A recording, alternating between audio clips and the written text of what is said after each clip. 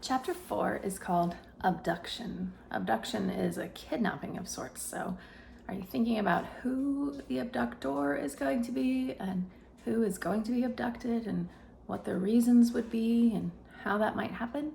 Those are the kinds of questions good readers would be asking as they approached this chapter. Artemis's main problem was one of location, how to locate a leprechaun. This was one sly bunch of fairies, hanging around for God knows how many millennia, and still not one photo, not one frame of video, not even a Loch Ness type hoax. They weren't exactly a sociable group, and they were smart too. No one had ever gotten his hands on fairy gold, but no one had ever had access to the book either. And puzzles were so simple when you had the key. Artemis had summoned the butlers to his study and spoke to them now from behind a mini lectern. So he's up kind of like giving a press conference here to his two friends. There are certain rituals every fairy must complete to renew his magic, explained Artemis. Butler and Juliet nodded as though this were a normal briefing. Artemis flicked through his hard copy of the book and selected a passage. From the earth thine power flows, given through courtesy, so thanks are owed. Pluck thou the magic seed, where full moon, ancient oak, and twisted water meet, and bury it far from where it was found. So return your gift into the ground. Artemis closed the text. Do you see? Butler and Juliet kept nodding, while still looking thoroughly mystified. Artemis sighed. The leprechaun is bound by certain rituals, very specific rituals, I might add. We can use them to track one down. Juliet raised a hand, even though she herself was 4 years older than Artemis. Yes? Well, the thing is, Artemis, she said, hesitantly twisting a strand of blonde hair in a way that several of the local louts considered extremely attractive. The bit about the leprechauns... Artemis frowned. It was a bad sign. Your point, Juliet? Well, leprechauns, you know they're not real, don't you? Butler winced. Oh, it was his fault, really. He'd never gotten around to filling his sister in on the mission's parameters. Artemis scowled reprovingly at him. Butler hasn't already talked to you about this? No? Was he supposed to? Yes, he certainly was. Perhaps he thought you'd laugh at him. Butler squirmed. That was exactly what he thought. Juliet was the only person alive who laughed at him with embarrassing regularity. Most other people did it once. Just once. Artemis cleared his throat. Let us proceed under the assumption that fairy folk do exist, and that I'm not a gibbering moron. Butler nodded weakly. Juliet was unconvinced. Very well. Now, as I was saying, the people have to fulfill a specific ritual in order to renew their powers. According to my interpretation, they must pick a seed from an ancient oak tree by the bend in a river, and they must do this during the full moon. The light began to dawn in Butler's eyes. So all we have to do, is run a cross-reference through the weather satellites, which I already have. Believe it or not, there aren't that many ancient oaks left, if you take ancient to be 100 years plus. When you factor in the river bend and full moon, there are precisely 129 sites to be surveyed in this country. Butler grinned. Yeah, stakeout. Now the master was talking his language. There are preparations to be made for our guest's arrival, said Artemis, handing a typewritten sheet of A4 to Juliet. These alterations must be made to the cellar. See to it, Juliet. To the letter. Yes, Artie. Artemis frowned, but only slightly. For reasons that he couldn't quite understand, he didn't really mind terribly when Juliet called him by the pet name his mother had for him.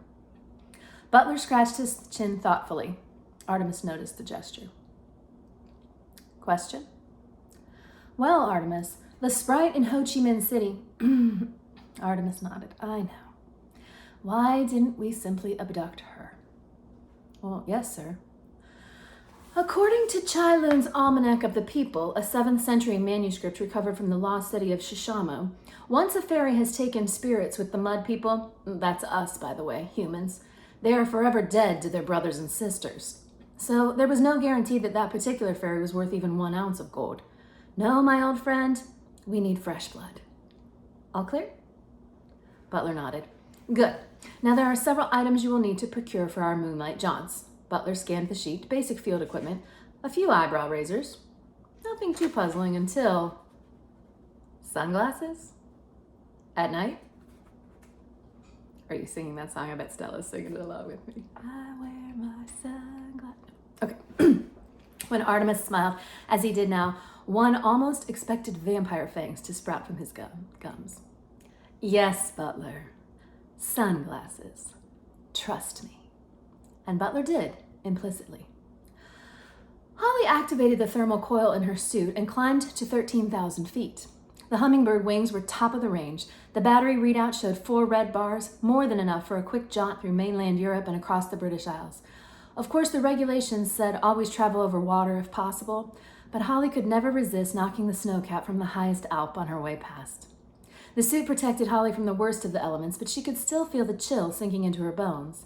The moon seemed huge from this altitude, the craters on its surface easily distinguishable. Tonight, it was a perfect sphere. A magical full moon. Immigration would have their hands full as thousands of surface-sick ferries were drawn irresistibly overground. A large percentage would make it, probably causing mayhem in their revelry. Earth's mantle was riddled with illegal tunnels, and it was impossible to police them all. Holly followed the Italian coast up to Monaco, and from there across the Alps to France. She loved flying.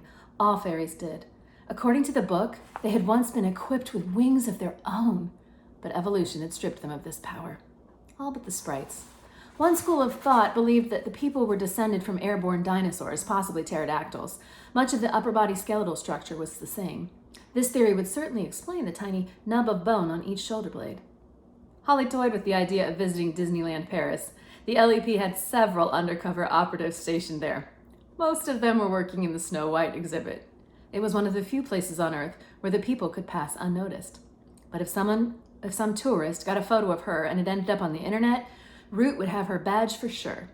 With a sigh of regret, she passed over the shower of multicolored fireworks below. Once across the channel, Holly flew low, skipping over the white-crested waves. She called out to the dolphins and they rose to the surface, leaping from the water to match her pace. She could see pollution in them, bleaching their skin white and giving them red sores on their backs.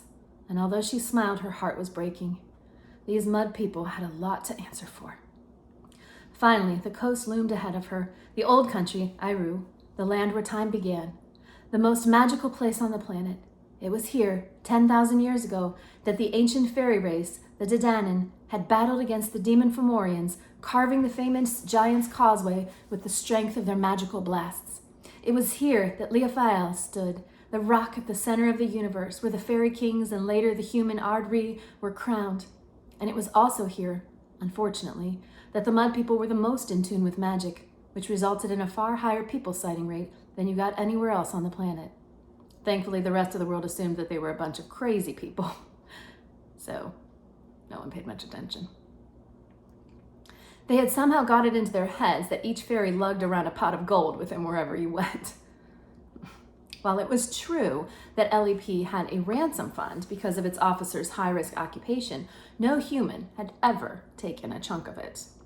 This didn't stop the Irish population in general from skulking around rainbows hoping to win the supernatural lottery. But in spite of all that, if there was one race the people felt an affinity for, it was the Irish. Perhaps it was their eccentricity, perhaps their dedication to the Craig, as they called it. And if the people were actually related to humans, as another theory had it, odds are that the Emerald Isle was where it started. Holly punched up a map on her wrist locator and set it to sweep for magical hotspots. The best site would obviously be Tara, near Leofael. But on a night like tonight, every traditionalist fairy with an overground pass would be dancing around the holy scene, so best to give that one a miss. There was a secondary site not far from here, just off the southeast coast. Easy access from the air, but remote and desolate for land-bound humans. Holly reined in the throttle and descended to 90 yards. She skipped over a bristling evergreen forest, emerging in a moonlight meadow. A silver thread of river bisected the field there. Nestling in the fold of a meander loop was the proud oak. Holly checked her locator for life forms.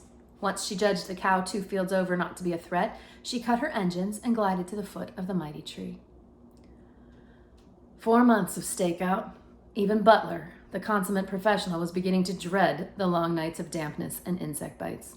Thankfully, the moon was not full every night. It was always the same. They would crouch in their foil-lined blind in complete silence, Butler repeatedly checking his equipment while Artemis stared unblinking through the eye of the scope. At times like these, nature seemed deafening in their confined space. Butler longed to whistle, to make conversation, anything to break the unnatural silence, but Artemis's concentration was absolute. He would brook no interference or lapse of focus. This was business. Tonight they were in the southeast, the most inaccessible site yet. Butler had been forced to make 3 trips to the Jeep in order to hump the equipment across a stile, a bog, and 2 fields. His boots and trousers were ruined. And now he would have to sit in the blind with ditch water soaking into the seat of his pants. Artemis had somehow contrived to remain spotless. The blind was ingenious in design, and interest had already been expressed in the manufacturing rights, mostly by military representatives.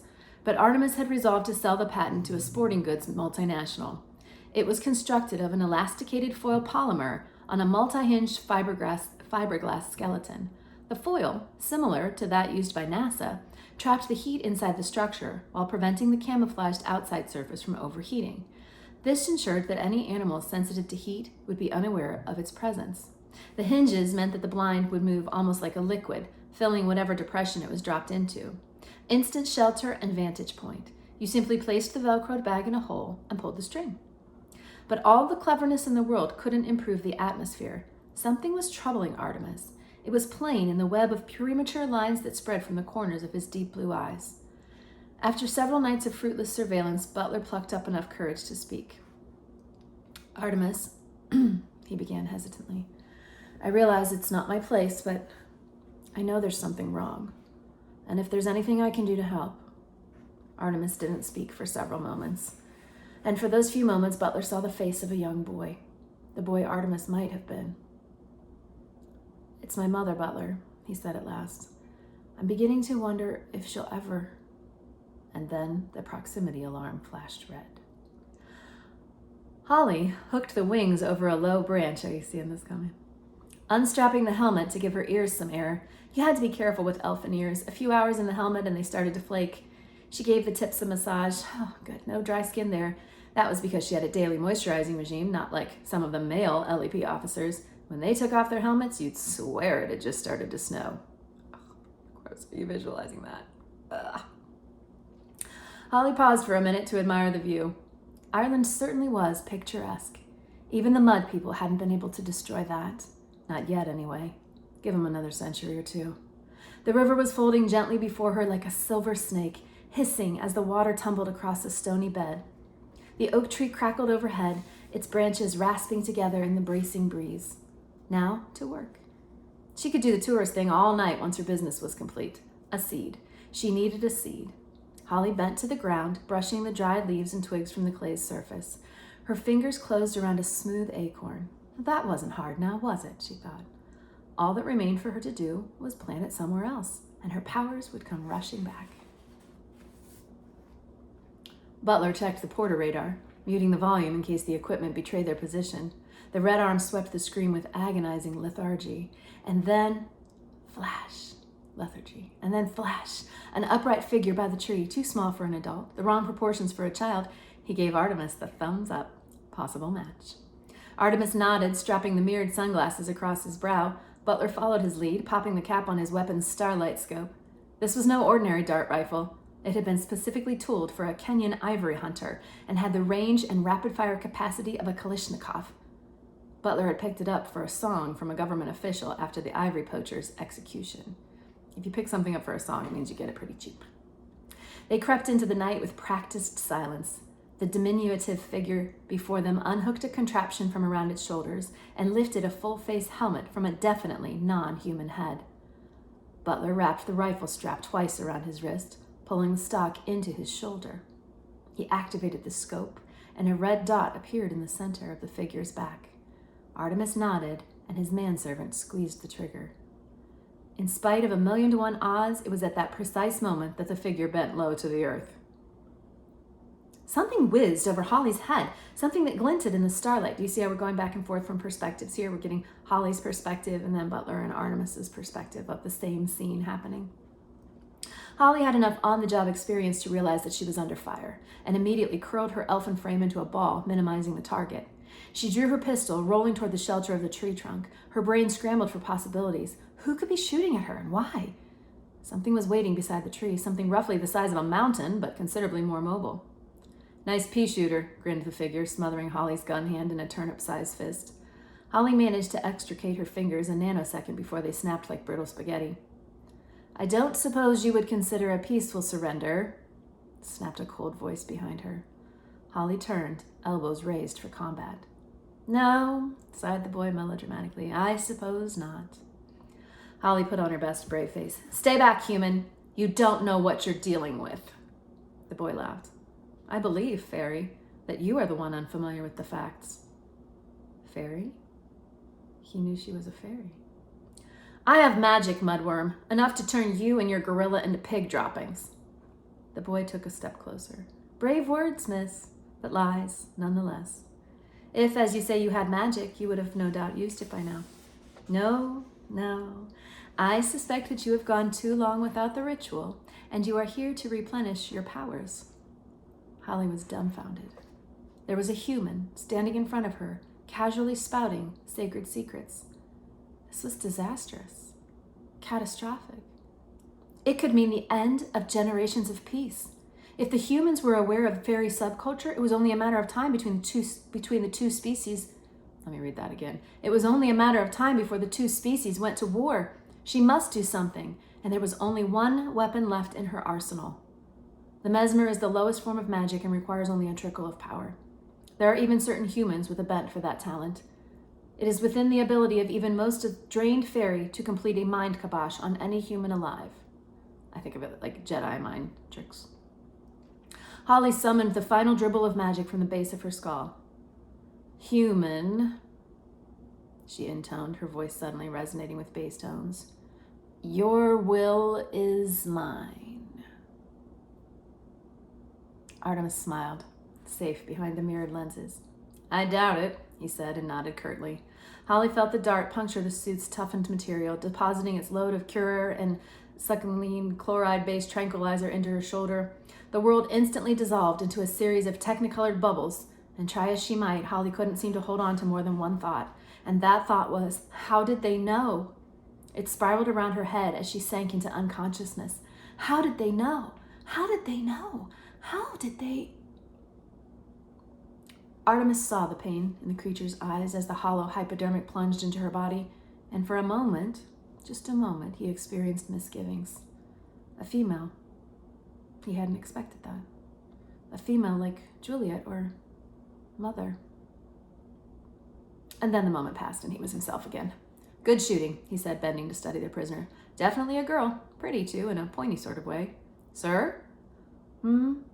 Butler was pointing to the creature's helmet. It was half buried in a drift of leaves where the fairy had dropped it. A buzzing noise was coming from the crown. Artemis picked up the contraption by the straps, searching for the source. "Ah, here we are." He plucked the view cam from its slot, careful to point the lens away from Butler. "Fairy technology. Most impressive," he muttered, popping the battery from its groove. The camera whined and died. "Nuclear power source, if I'm not mistaken." "Ooh, we must be careful not to underestimate our opponents." Butler nodded, sliding their captive into an oversized duffel bag. Something else he was going to have to lug across 2 fields, a bog, and a stile. Tune in next time for Chapter 5, Missing in Action.